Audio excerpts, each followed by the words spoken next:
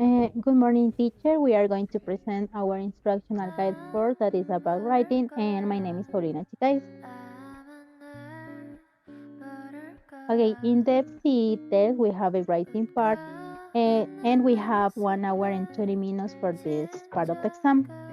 This part has it is divided into two parts, and we have different types of tasks like articles, emails, letters, reports, or review. Next, please. Okay, part one is a compulsory. It's a compulsory question, so it means that in this part, it is mandatory to write an essay. What to practice? To write an essay, we have to practice evaluating, expressing opinions, justifications, and also we have to improve our vocabulary to persuade someone. For this part, we have to write a 140 or 190 words, and some tips for this part are brainstorming. So it means that we need to write some different ideas about the topic that we receive.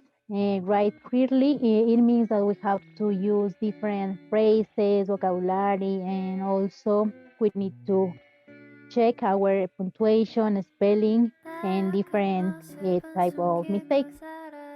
Organization, it means that we need to use the correct structure for this kind of writing, and we need to write important information because if we use information that is not relevant, we only are using words that are not correct.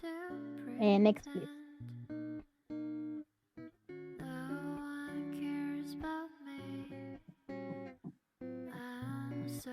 Okay, here we have the structure. First, we can see the example, and as we can see, there are a title that says what can people do to help protect the environment. This is our main title, and some notes that are recycled using bicycles and walking, and the last one is our own idea. So for this part, we need to write an introduction with a catch title. After that, we need to create our body paragraph. In this part, we need to use the three ideas that we have. Recycle using bicycles and our own idea. And the last part is the conclusion that is related to the thesis statement. And finally, we can use some important or useful phrases like on one of the things that in the last few decades, first, second, third, or finally, by doing so, for example, and at the end we can use in conclusion.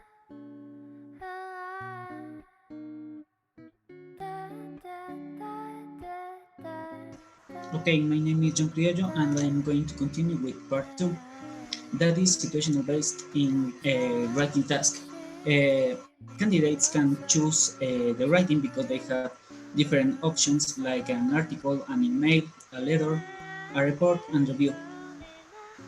How to practice? They can practice with writings and they have different types of text. The total words go since 140 to 190. And finally, the characteristics are purpose of an article, the language, the structure, and giving an opinion of an article. Next, please. Okay, here we have the structure. First one, here we have a title or introduction. It catches the title and introduction. Next one is the topic point one. Here we have that it explains or argue the topic. Topic point two, the same way. Topic point three, that is the same. And finally, the conclusion that the candidates are going to give an opinion or a comment. Um, Candidates can use some expressions like rhetorical questions. How you ever?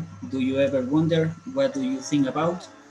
Or candidates can introduce some expressions in about new ideas. Firstly, first in the first place to begin with, and to conclude, candidates can use in conclusion on the whole, to sum up, to conclude, etc.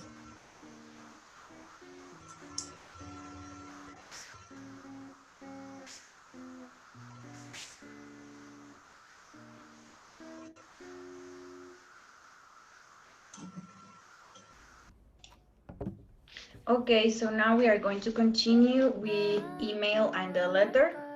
This is not mandatory. The word count is 140 to 190. The main characteristics are typical layout, appreciate register, and you need to adapt to the specific task. The register could be formal or informal depending on the task, and the structure is opening formula and paragraph, two, three topics, paragraphs, closing paragraph, and formula. And the language is typical phrase for opening and closing formula, depending on the register or the specific task.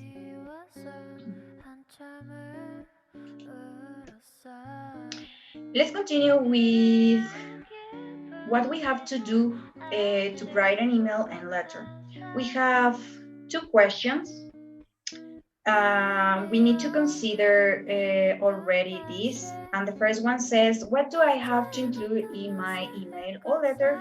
And the second one is, who is going to read it? There are usually two or three things that we need to write in every text that we should write in the exam. We need to make sure that we find and underline them when we analyze the task. Also, we have to choose the right register. It could be formal, neutral, or informal, and the language for the email or the letter. And we need to decide which tone is the most appropriate by checking who is going to read our test. Then we have how to organize our email letter. Generally, an email or a letter always contains four or five parts. The first one is an opening formula and short paragraph. Then we have two, three topics paragraph, depending on how many topics points there are in the task. And the third one, a short closing paragraph and formula. We don't need to forget the plan about our email or letter. We need to take a few minutes to note down the different paragraphs. We need we can here see some example in the previous section, and we can add a few words to help us to give more text and be more logical and to have a good structure. Here we have some useful language for emails and letters, informal and informal emails. It could be opening formula or opening paragraph.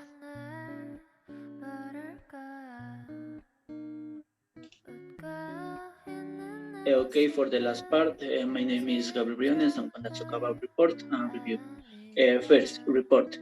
In report, the objective is to transmit information. Normally, they are sent to the authorities of the companies so that they have the necessary information to take decisions. How to write a report? It's important to take into account a formal way.